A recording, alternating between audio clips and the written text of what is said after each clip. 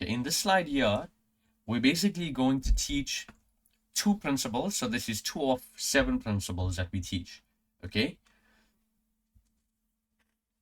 this is more to prove that what we are doing is strategic, right? We have an exact strategy of teaching it. And these are some of the ideas that your teacher uses or more intelligent students use subconsciously. But I actually decoded them and I'm putting it here so that you understand the importance of these different things. Universal study principles. Definitions. Definition provides us with universal language that we all can use to communicate. What does this mean theoretically? It is important in theory because it tells us what a concept is about and the constraints under which it can be used. Practically, looking at it from a real world perspective, we often name things according to what we like. However, in order for us to have consistency, we have to follow a standardized way of understanding things. Sometimes we tend to name things because we hear it from our parents. We tend to name things according to however we find convenient, or maybe the word resonates with us differently somehow.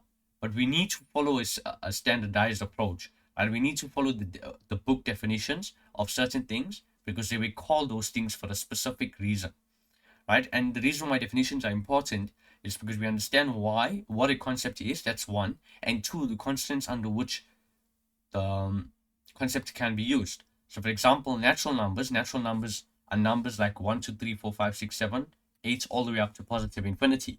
If I gave you a set of numbers starting with 0, it cannot be called natural numbers. It's called whole numbers.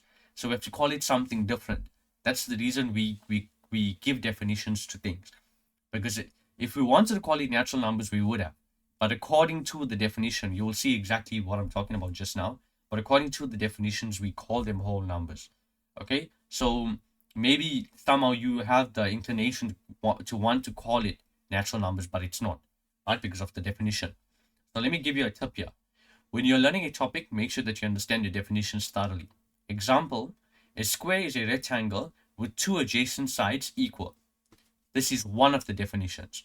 So if you have a rectangle, and if you can prove that two of the adjacent sides are equal, then you can call it a square. If you're given a rectangle and you can prove that two adjacent sides are equal, then the shape is a square. That's exactly what I discussed. But why is this true? It's because we say by definition, and you will hear this a lot in maths. By definition. So let's say that you're given a rectangle.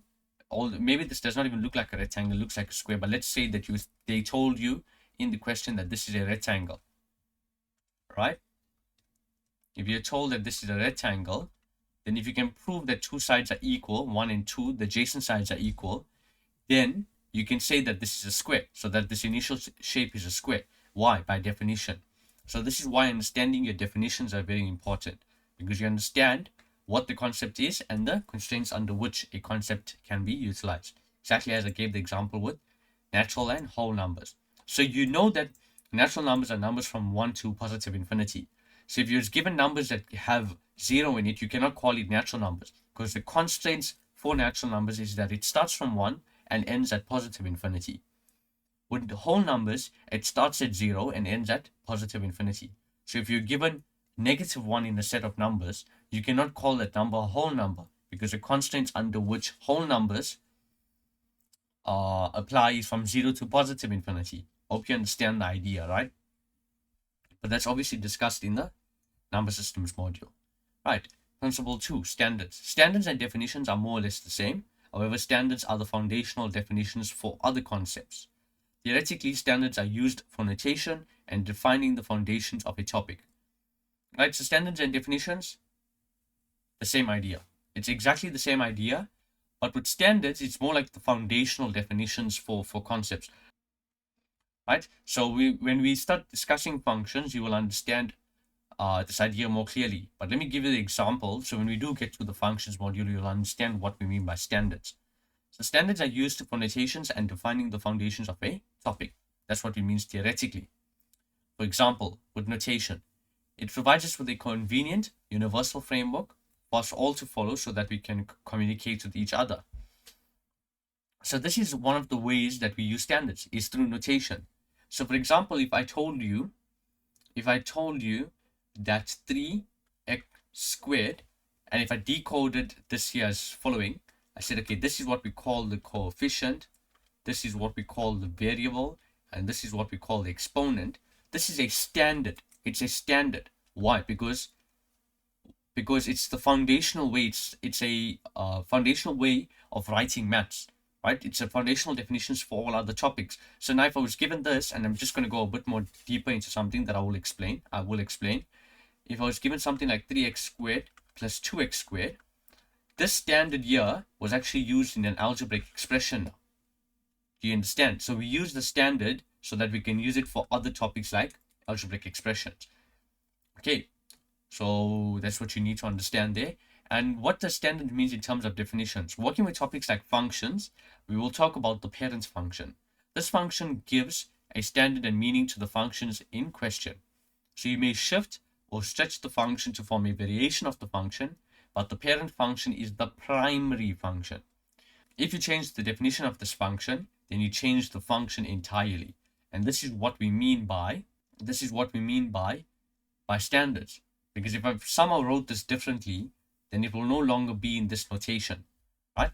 So basically standards come in two forms. It comes in the form of notation and it comes in the form of definitions. Notation, I gave you an example here. In terms of definitions, it's discussed more, it's more applicable to the topic of functions, but we will shed light when we get to that section. I will talk about this. Okay, so your tips is learn your formulae. It is like laws that you must follow in order for you to make the system work. So if I just wrote it here, you have a standard. You may have different variations of that standard, but it's the foundation. So although you have different variations of it, but it comes from the same thing. So like 3x squared plus 2x squared, these are two different variations, but this is still the coefficient, this is still the variable, and that is still the exponent. Even here too, this is still the coefficient, this is still the variable, and this is still the exponent. Different appearances, same thing, coming from the same thing. Same idea, coefficient, variable, exponent. With the notation idea, with notation, you can think of it whether your professor is writing it, whether your teacher is writing it, or whether you are writing it, it all has to be written the same way, right? This is what we mean by standards in terms of notation is a universal framework. Everyone has to write it the same way so that your teacher will understand what your professor is writing, you will understand what your teacher is writing, your teacher will understand what you are writing. And this is what we mean by it's a universal way of communicating an idea. If it is not that way, then maths becomes confusing, right? So I hope you understand these two ideas. And this is just basically a general overview of all of the ideas that we use. There are more, but these are just the main ones. Every other idea will just be an extension of one of these ideas. So these are some of the foundational ideas that we use. I hope you found this informative. We will start discussing the number systems module now in the next videos. But I hope you've watched all of these videos fully. And if you have any questions, feel free to ask.